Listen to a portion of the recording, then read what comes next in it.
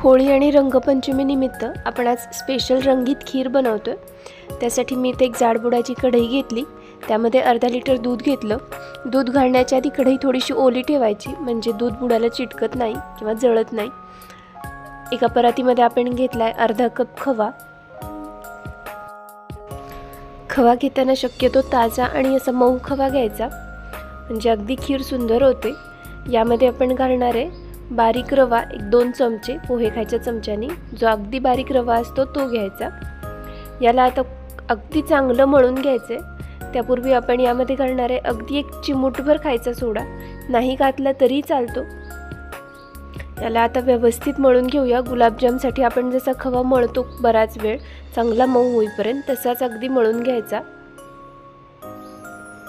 तळहाताचा आणि आपला याचा जो असतो ना तळहाताचा उंचवटा, त्याच्याने चांगलं असं दाबून दाबून मळायचा, म्हणजे हे जे आपण गोळे करणार आहेत ते दुधात फुटत नाहीत।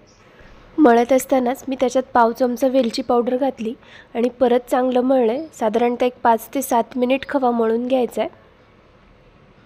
अगदी मऊ छान झाला पाहिजे, गुलाबजामला जसा होतो तसा, म्हणजे त्याचा गोळा केला तर त्याला चिरा नाही पडल्या पाहिजेत।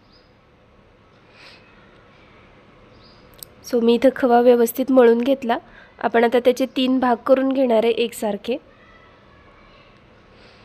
3 एकसारखे भाग करून घ्यायचे आणि त्यामध्ये तुम्ही तुमच्या आवडीनुसार कोणताही रंग मिक्स करू शकता, किंवा एक भाग तसाच पांढरा ठेवू शकता आणि बाकी 2 भागांमध्ये हवा तो रंग मिक्स करू शकता।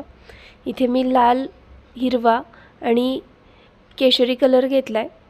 हे तिन्ही कलर मिक्स करून त्याचे 3 गोळे करून घेऊया।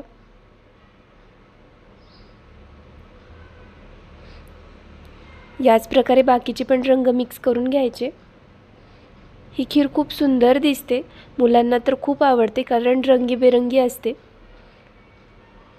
बनवायला अगदी सोपी।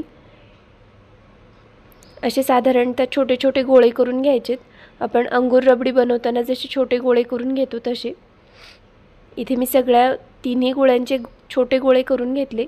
दूध आपलं उकळतंय, त्यामध्ये हे छोटे गोळे टाकून घ्यायचे। इन केस जर आधी एखादा गोळा टाकून बघायचा, जर तो दुधात विरघळत असेल किंवा फुटत असेल तर परत थोडासा रवा मिक्स करायचा आणि परत एकदा पीठ चांगलं मळून घ्यायचं खव्याचं।